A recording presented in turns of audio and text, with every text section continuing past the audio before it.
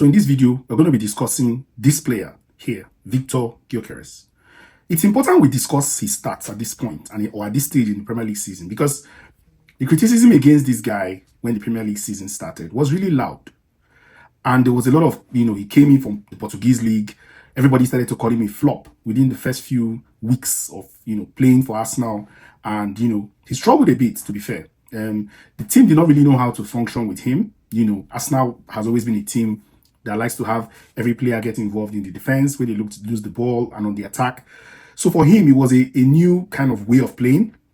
He couldn't be found by a lot of the wingers. There was a lot of criticism of Viktor Gyökeres not being able to get the passes to him. His finishes were kind of really not top-notch. It wasn't the best. But suddenly, we're starting to see that he's picking the kind of form that actually Arsenal need at this very stage in the Premier League campaign, when they need to actually be at the best kind of form of their season. Now, look at the game against Spurs. He scored 2 goals and was involved in, in fact, all his runs, his positioning and the kind of shots he shoots, even from outside the 18-yard area, was just really exceptional. And this is the kind of this is the Gyökeres we knew, in Portugal, where he took risks, his runs are perfectly timed. And I would say with Eze playing directly behind him, Gyökeres is something else. I don't understand sometimes why, people, especially maybe because he plays for Arsenal, I don't know. I'm one of those people that believe that if he played for a different club, the criticism will really not be the way it is. At this very moment, he is the player with the highest number of goals and assists in 2026. No Premier League player has more goals and assists than Viktor Gyökeres in 2026. Now let's look at his numbers, in detail. He has played 26 Premier League games in the 2025-26 season, and he has scored 10 goals. He has also scored 1 EFL goal and 4 goals in Champions League, which brings his total tally to about 15 in all competitions for Arsenal. Now, these are not easy numbers. Those are for a first season striker who comes into the Premier League with all the difficulty and adjustments that Arsenal had to go to get him to function effectively in the team. I think those numbers are really good, because if you think about it, the season is not even complete yet. In the Premier League, Arsenal still have at least 10 games. They've played 28. It's remaining about 10. In the Champions League, Arsenal are about to kickstart the knockout stages. If Arsenal get to the final, or at least the semi-final, there will be at least 6 games in the Champions League, 6 to 7 games, which takes it to about 17. And then Arsenal are in the final of the League Cup. They will have at least 18. And then there's the FA Cup, which Arsenal can, still perform, and that will get the season or the team to at least 20-something games left. So if he already has 15 goals in all competitions, he's in a very good position to get his goal tally well over 20 goals in this current season. And that, for me, you cannot describe that as a flop. Ekitike, I think he has equal number of goals as Ekitike right now in the Premier League. And of course, in the Champions League, he's one of the highest goal scorers in Champions League. For Arsenal specifically, he is the highest goal scorer for Arsenal.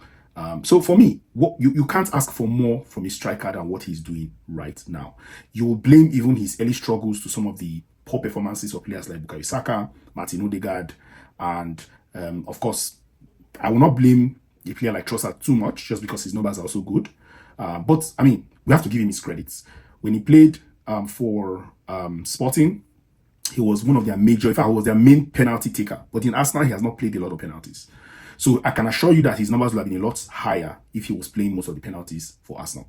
So there's nothing to really expect. We can't expect much more from Viktor Gyökeres than what he's currently doing at the moment. He can only be encouraged. At this stage of the season, Arsenal are doing fantastic. They are not, well, people will say they should have been at least many points ahead of Manchester City by now, considering City's current form. But yeah, they are still fighting for all competitions, the Premier League, the FA Cup, the League Cup, the Champions League. And who knows what will happen with a Gyökeres firing the way he's firing and Arsenal starting to recover, hopefully, in the Premier League title chase. This guy's form might just be the difference between Arsenal winning multiple trophies or Arsenal having another bad season. So let me know your thoughts on Viktor Gyökeres. I don't know. I cannot call him a flop under any kind of description. For somebody who started the season, with very low numbers, and he has 15 goals in all competition at this point. We're still in February. Arsenal have close to 20 games or more left to be played this season. He has a chance to even hit 20-25 goals before the end of the season or even more. So let me know your thoughts in the comments. I don't know how people can reach a conclusion on a striker that just came into a very difficult league, the Premier League. Within a few weeks of playing, the conclusion is that he's a flop. If you put him his numbers side by side now with all the players that were signed, like the likes of Joao Pedro, the likes of Benjamin Sesko, the likes of Ekitike, and even Isak. Okay, Isak, well, he just moved from Newcastle to Liverpool. But if you put him side by side with all of these players, you'll agree with me that he's not doing badly at all. So let me know your thoughts in the comments about Viktor Gyökeres. Where do you think he'll end up at the end of the season? How many goals do you think he'll get in all competitions? Do well to smash the like button on this video. It will help to get the video some reach. And don't forget to subscribe. I'll see you on the next one. I'm out.